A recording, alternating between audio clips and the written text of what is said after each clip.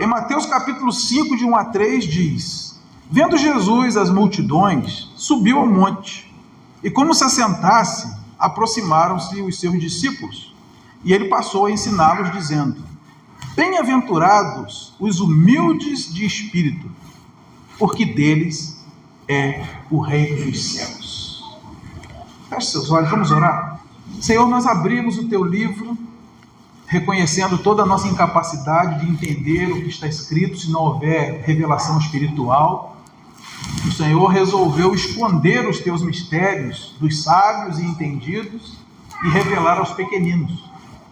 Então pedimos a Deus que nos torne humildes nesta noite para aprender com o Senhor aquilo que o Senhor quiser nos revelar.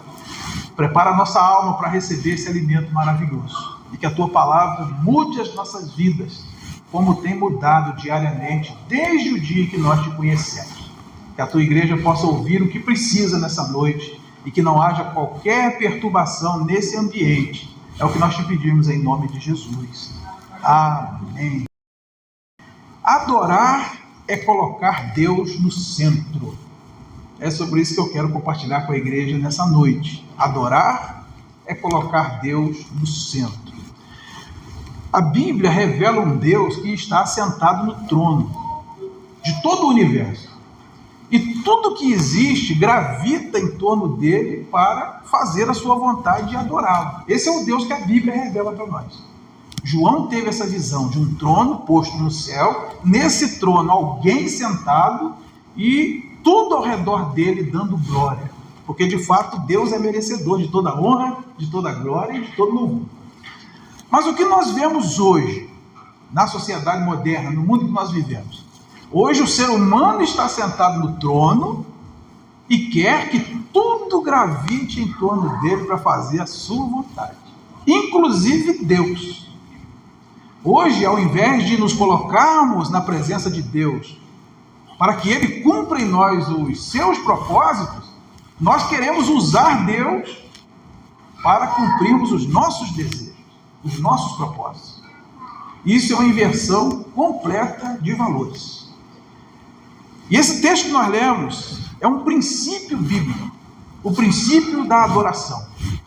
Ele está inserido nas bem-aventuranças, que introduz o que nós conhecemos como o Sermão da Montanha, ou Sermão do Monte, que começa aqui no capítulo 5, versículo 1, e vai até no capítulo 7, no versículo 29, quando Jesus desce do monte. O Sermão da Montanha é um resumo de todos os princípios bíblicos.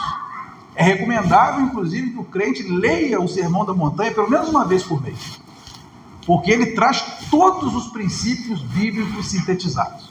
E as bem-aventuranças, por sua vez, resumem o Sermão da Montanha, trazendo aqui 9 princípios maravilhosos para a vivência cristã. Adoração é a primeira missão da igreja.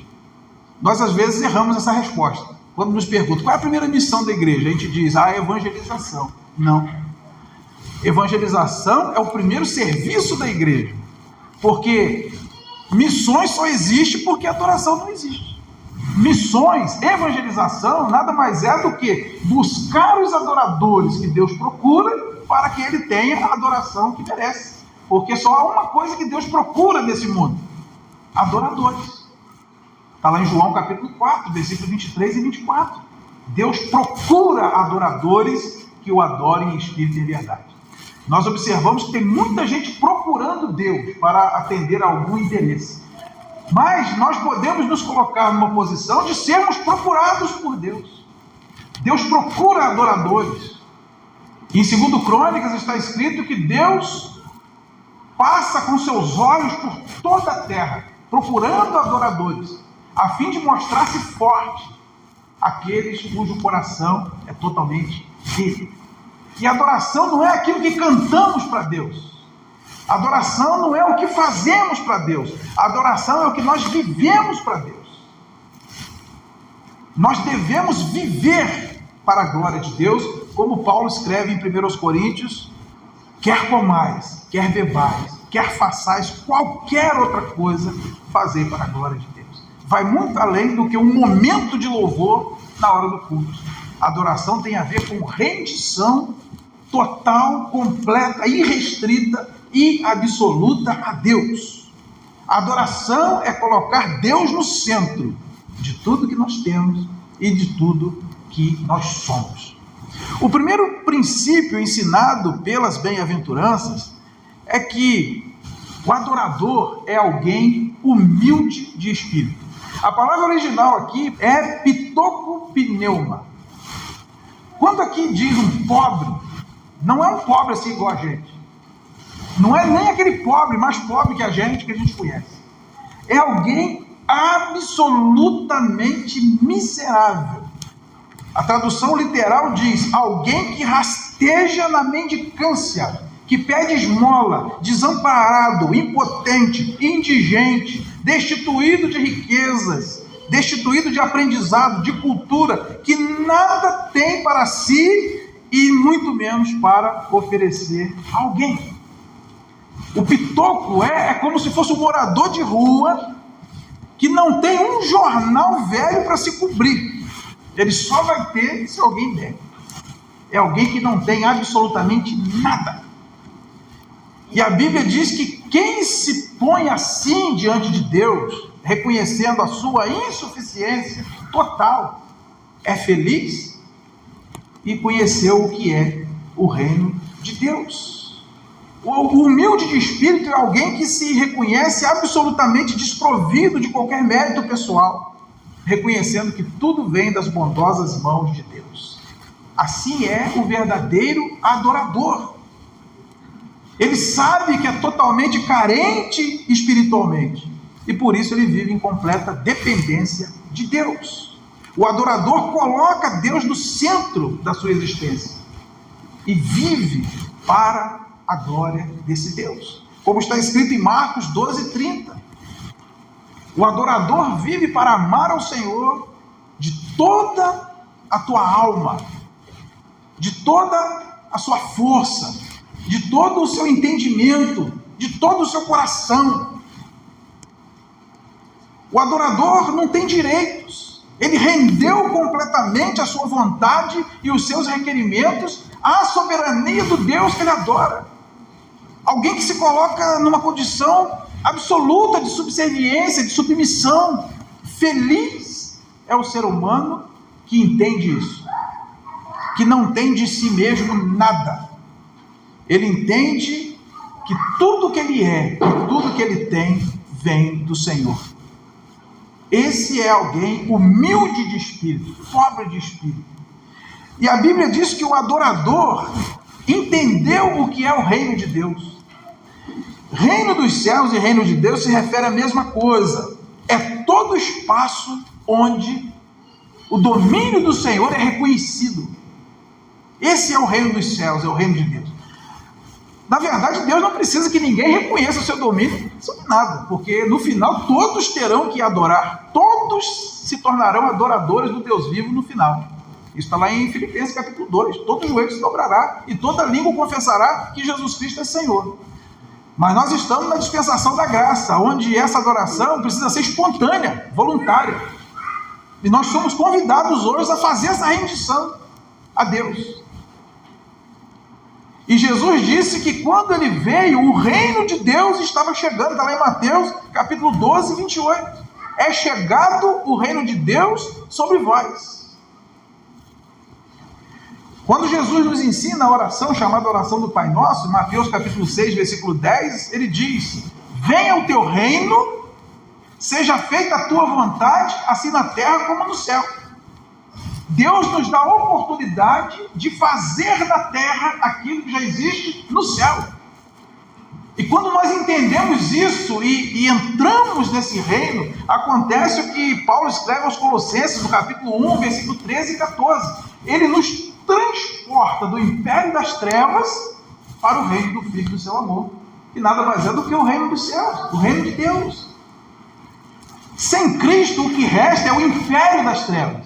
Não é reino, é império, é ditadura, é imposição. E nós sabemos quem é o imperador no império de trevas. 1 João 5,19, o mundo inteiro jaz no maligno. O adorador pertence ao reino de Deus. Só que reino de Deus é o espaço onde Ele é o Senhor, onde as leis são dele, que são as leis do céu, onde a vontade que prevalece é a dele, e todos nós gravitamos em torno dele para fazer a sua vontade e cumprir os seus propósitos aqui nesse mundo. Então, adoração é colocar Deus no centro. Adoração é reconhecer que não há méritos em nós, que tudo é de Deus e para Deus. E como consequência, esse adorador conhece a verdadeira felicidade. A palavra felicidade aí, bem-aventurado, é macário no grego.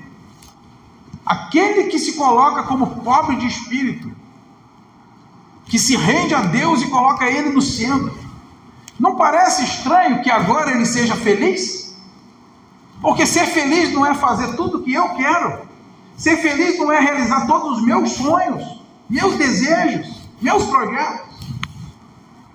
Se perguntarmos a cada um dos seres humanos que habitam no planeta hoje, o que você mais quer da vida? A maioria vai responder: eu quero ser feliz. Eu quero ser feliz. Não nos parece lógico a gente abrir mão de todos os desejos, todas as vontades, todos os sonhos, colocar isso tudo na mão de Deus para ser feliz. Mas é o que o texto diz: felizes os humildes de espírito. A felicidade do ser humano está em cumprir a vontade de Deus, porque foi para isso que ele foi criado. Efésios capítulo 1, versículos 11 e 12. De antemão, Deus nos criou e nos projetou, nos predestinou para sermos para louvor da sua glória. Nós fomos criados para adorar a Deus e glorificar o seu nome. E não há felicidade maior para um ser humano do que viver para a glória de Deus. Não há felicidade maior para um ser humano do que ser cheio do Espírito Santo, do que estar no centro da vontade de Deus, do que ter Deus como centro da sua vida. Não há felicidade maior, porque só Deus pode preencher o vazio que nós temos. A felicidade desse mundo são prazeres fugazes. Só em Cristo nós encontramos a verdadeira felicidade. Porque a felicidade não é um estado de espírito, a felicidade é uma qualidade de vida. Por isso Jesus disse: eu deixo-vos a minha paz vos dou, não como o mundo dá. O mundo dá um tipo de paz, o mundo dá um tipo de felicidade, mas é aquela felicidade que evapora. A paz que Jesus dá, ela é permanente, porque ela vem de dentro para fora, ela não depende das circunstâncias. Salmo 91 reflete bem isso. Cai 1000 de um lado, 10.000 para o outro, eu estou ali, sem ser abalado. Eu fiz do Altíssimo a minha morada. Não importa. O adorador, por reconhecer que nada tem, por reconhecer que não tem direito algum, ele recebe tudo que vem na vida dele como uma dádiva de Deus e como motivo de felicidade. 1 Timóteo 6,7 está escrito: nada trazemos para esse mundo e nada levaremos dele. O adorador entende isso, que não tem nada de si mesmo, ele é um pitoco, ele é um miserável, ele não tem nada, porque ele não trouxe nada, então ele é dono de quê? O adorador aprendeu a viver contente em qualquer situação, como Paulo disse lá em Filipenses capítulo 4, versículo 11. Para o adorador, o viver é Cristo e o morrer é lucro, conforme Filipenses capítulo 1, versículo 21. Qual é a fonte da infelicidade? Cobiça, inveja.